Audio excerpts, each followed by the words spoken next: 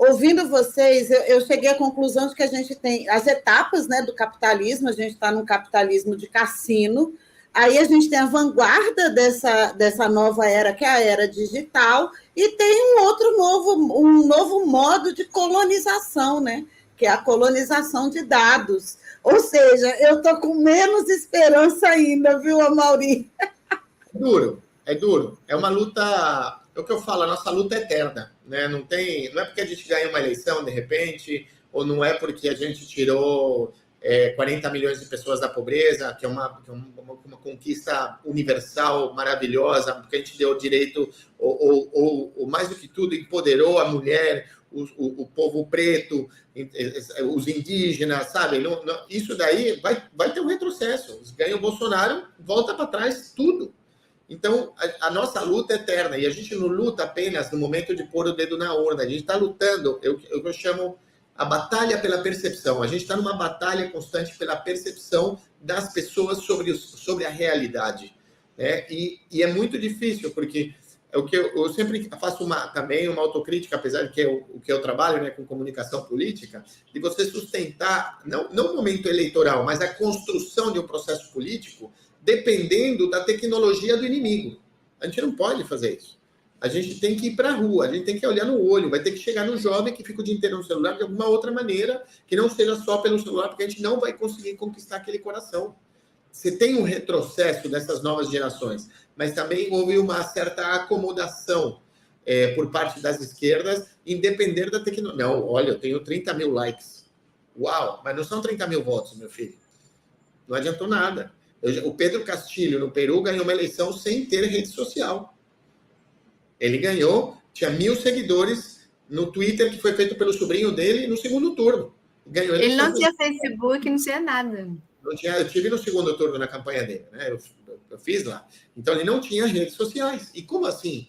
Por quê? Porque ele foi porta a porta, porque foi o sindicato dos professores que trabalhou e conquistou. E, claro, você tem uma série de estratégias e tal, mas sem rede social, e ganhou a eleição. Então, como é que a gente vai... E no Peru, que não é também um país simples de trabalhar, é muito complexo, lá com uma força política e uma direita violenta muito poderosa. E ele ganhou. Então, como é que a gente pode ganhar? A gente pode sim ganhar a eleição. A gente não depende das redes sociais. A gente tem que estar lá, mas não depende delas. E a gente tem que corrigir esse processo. A gente tem que corrigir esse processo. E é uma coisa muito difícil, porque a esquerda também, ela começou a dosificar o seu discurso para tentar não parecer radical, porque supostamente se a gente se radicaliza, não te falem comunista, ou senão você apoia Cuba. Então, nossa, não vamos falar isso, porque de repente não. É que se você não falar, se você não assumir sua postura política frontalmente, você não vai conseguir construir uma narrativa que permita defender aquele processo histórico que você representa, e porque você está disputando isso. Você não está disputando o voto, você está disputando a política, os corações, as mentes. Isso é um processo constante. Então, nisso, a direita ganhou. Nesse momento, está ganhando. Porque eles utilizam muito bem o principal instrumento de comunicação do planeta, porque eles são os donos disso. Eles não estão vinculados à realidade. Então, você imaginou, para um candidato de esquerda, uma candidata de esquerda, ter sido presa por estelionato e estar participando de uma campanha, e tudo bem? Não há menor possibilidade de existir isso dentro da esquerda. E na direita não tem você tem dezenas. E não há problema. Por quê? Porque você consegue criar uma épica, uma narrativa que transforma isso como que foi parte do processo de luta, de sair adiante. Porque quem não quer seguir adiante já muda o discurso e já fala de outra coisa. Então, a gente tem que entender isso, não pode minimizar a população, achar que a população é tonta, idiota, ignorante. Não, o povo é sábio, o povo é inteligente. O que o povo está fazendo, o que vota neles, é encontrar o caminho mais rápido para aquela terra prometida que deram para eles, né? Aquele paraíso que eles iam chegar para mais rapidamente ter uma melhor condição econômica, uma melhor qualidade de vida. É isso que eles estão vendendo mais facilmente que a gente, né? Eu tenho a impressão de que a conta do neoliberalismo chegou, a gente não sabe como processar essa fatura, E a gente está numa crise também das democracias liberais, né, Chamorro? Eu tenho uma conexão muito forte com a China, estudo, escrevo sobre a China, e ali a experiência do processo democrático chinês tirou 800 milhões de pessoas da pobreza, são 4 Brasis. Né? E, embora vendam como um milagre, não é um milagre, é um projeto que começou em 1949, 1º de outubro de 1949, e que vem com processos. E a gente perdeu isso no Brasil e na América Latina como um todo, que eu não sei falar com a propriedade que você fala, mas a minha impressão é essa, as coisas elas são pontuais e não existe um processo, né? E aí...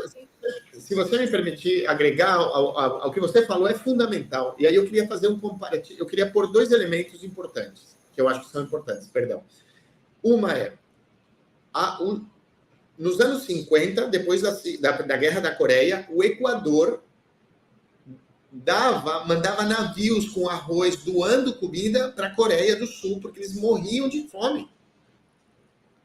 O que aconteceu? Os Estados Unidos instalou uma ditadura sanguinária na Coreia do Sul que durou 40 anos, e numa ditadura sanguinária que não permitiu sindicatos, que matava operário, que não permitiu debate político, instalou um modelo neoliberal super centralizado e planejado para que a Coreia se transformasse no que ela é hoje. Não foi um processo democrático americano. Não foi uma ditadura sanguinária, violenta, que matou 1 milhão de pessoas. Isso é a Coreia do Sul. Coreia do Sul. Coreia do Sul.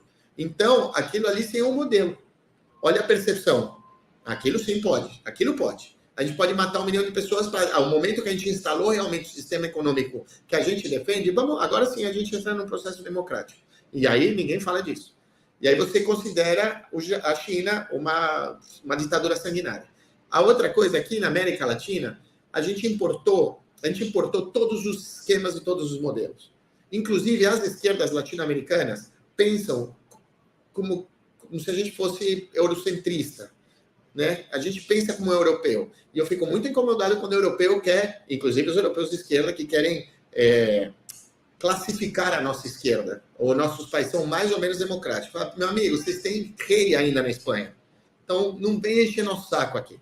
Enquanto vocês tiverem rei, esquerda, venham aprender com nós, porque aqui, com todas as massacres, as mortes, a gente vem há 25 anos ganhando eleições, ganhando maiorias em parlamentos, tendo golpe de Estado, sobrevivendo ao golpe de Estado, tentativa de homicídio de presidente, de presidenta. A gente sofreu de tudo aqui, de invasão, assassinato, bombardeio, guerra, tudo que você quiser. Mas as esquerdas aqui, dentro desse modelo também liberal burguês, importado da Europa, nessa falsa república, essa falsa democracia que a gente vive, a gente ganhou eleições também.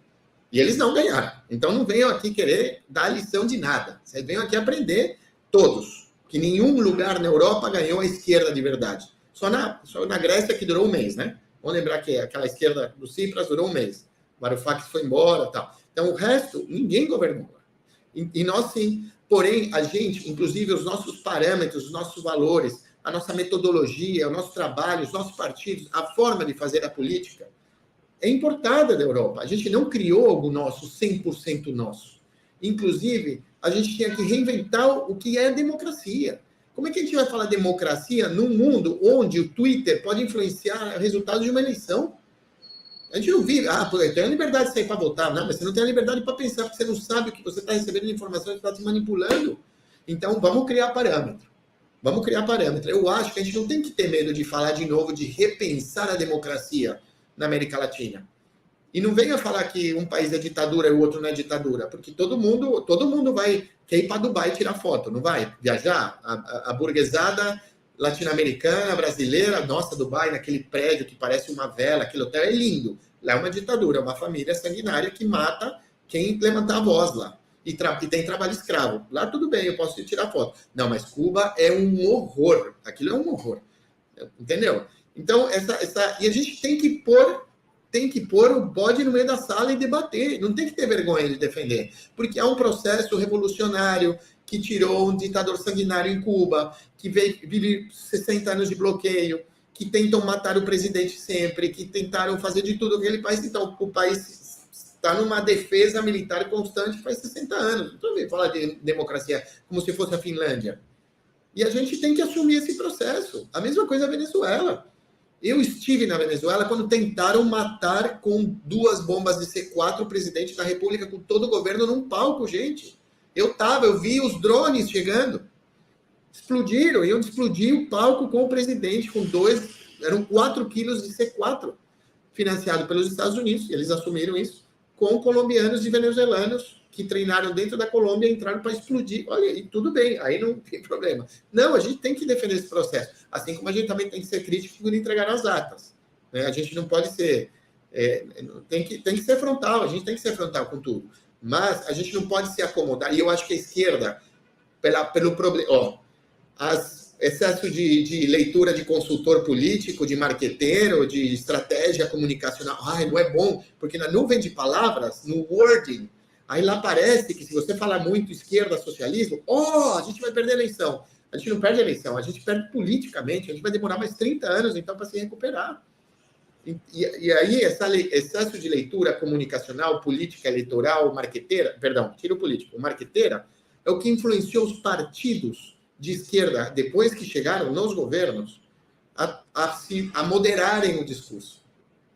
E quem cresceu nessa moderação? Bolsonaro, Milei, Marçal, Casti, Keiko Fujimori. Você tem esse fascismo consolidadíssimo com as igrejas evangélicas. A igreja evangélica ela deveria ser tratada como um partido, deveria pagar imposto. Ela é uma indústria, ela não é uma igreja, não é um templo de Umbanda, não é um terreiro de Umbanda, gente. Eles têm um poder econômico, tem tudo. Eles têm muito mais força que todos os partidos juntos, de esquerda e de direita. Uma igreja, não todas. Uma, eu estou falando de uma. Então, a gente não tem que ter medo de enfrentar, porque, de repente, a gente perde na opinião pública e sai uma pesquisa e vão falar que a gente é feio. Vamos para a rua, vamos avançar. A nossa principal forma de defesa é a ofensiva, porque se a gente cognitivamente, simbolicamente, a gente cede, quem ocupa esse espaço na mente, no coração do povão é a direita. Então a gente deixa de falar que a gente é socialista, porque isso de repente é feio, e a gente pode perder voto, e os caras vêm falar que tem que ter escola militar e que tem que andar armado, e que tinha que ter matado os petistas e eu faço arminha. E aí tudo bem. E a gente ficou com medo de falar que a gente é socialista e a gente apoia Cuba. Olha, que é isso. É isso. Então, a gente, sem falsa moral e sem medo de pôr a cara, a tapa, para discutir com as pessoas. Porque se a gente deixa de fazer isso, a gente perde politicamente. E a eleição é o resultado disso.